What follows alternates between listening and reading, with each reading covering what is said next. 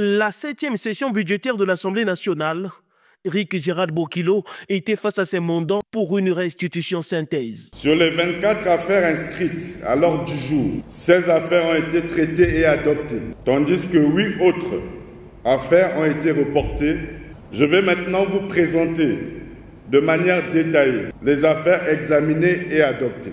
Projet de loi de règlement du budget de l'État, exercice 2023. Ce texte a permis de valider les comptes publics de l'année 2023, qui se soldent par un excédent budgétaire de 335 milliards de francs CFA.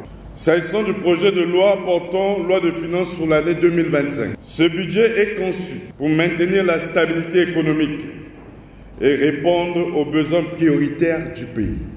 Il prévoit des recettes de 2519 milliards de francs CFA et des dépenses de 1946 milliards de francs CFA avec un excédent prévisionnel de 573 milliards de francs CFA. Reconnaissant la volonté de Denis Sassou Nguesso à redresser la situation économique du Congo, Rick Gérard Bokilo salue les efforts du chef de l'État. Nous tenons à rendre un hommage appuyé à son Excellence M. Denis Sassou Nguesso, président de la République, chef de l'État, pour sa vision stratégique et le leadership qui a inspiré la mise en place de l'ensemble des réformes entreprises. Grâce à son engagement, nous avons pu avancer sur des projets efficients pour moderniser notre pays.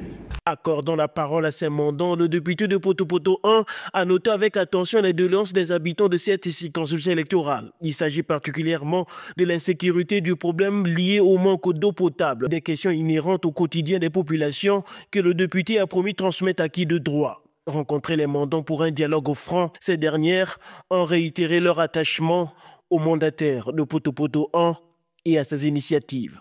Il est pour nous une grande fierté de pouvoir compter sur un bilan aussi engagé pour le développement de notre Congo-Gandhi. Nous adressons nos plus sincères félicitations. Toujours proche de la population de la première circonscription électorale de Poto-Poto, le député du PCT n'a pas manqué l'occasion de rencontrer sa base politique, des mandants pour lesquels il multiplie des initiatives, allant dans le sens de résoudre les problèmes qui gangrènent leur quotidien.